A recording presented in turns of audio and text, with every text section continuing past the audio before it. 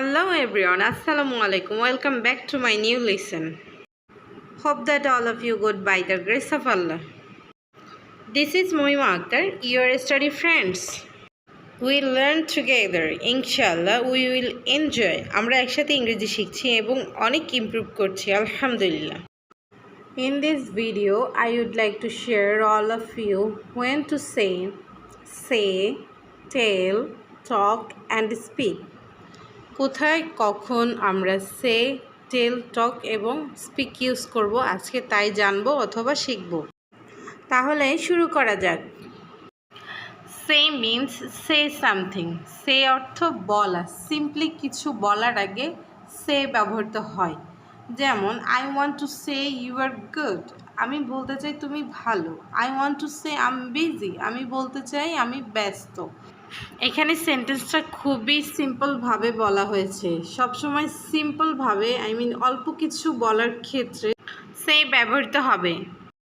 Tell means to describe something, কোনো কিছু বর্ণনা করার ক্ষেত্রে টেল ব্যবহৃত হয়। যেমন I want to tell about the history, আমি ইতিহাস সম্পর্কে বলতে চাই কারণ এটা সত্য একটা ঘটনা, সেক্ষেত্রে টেল ব্যবহৃত হবে। I want to tell my father, আমি আমার বাবার সম্পর্কে বলতে চাই। ট্রু কিছু বলার ক্ষেত্রে সত্য কিছু বর্ণনা করার ক্ষেত্রে সেখানে টেল ব্যবহৃত হবে।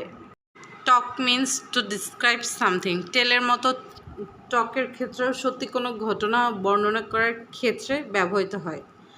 যেমন I want to talk about my country, আমি আমার দেশ সম্পর্কে বলতে চাই কারণ দেশ সম্পর্কে অল্প কিছু বলা যায় না, অনেক বর্ণনা করতে হয়, সেই ক্ষেত্রে টক ব্যবহৃত হবে। I want to talk about my teacher, আমি আমার শিক্ষক সম্পর্কে বলতে চাই। সত্য কোনো ঘটনা বর্ণনার ক্ষেত্রে টক ব্যবহৃত হয়, সে ইউজ করা যাবে না, তাহলে কিন্তু ভুল হবে। টক।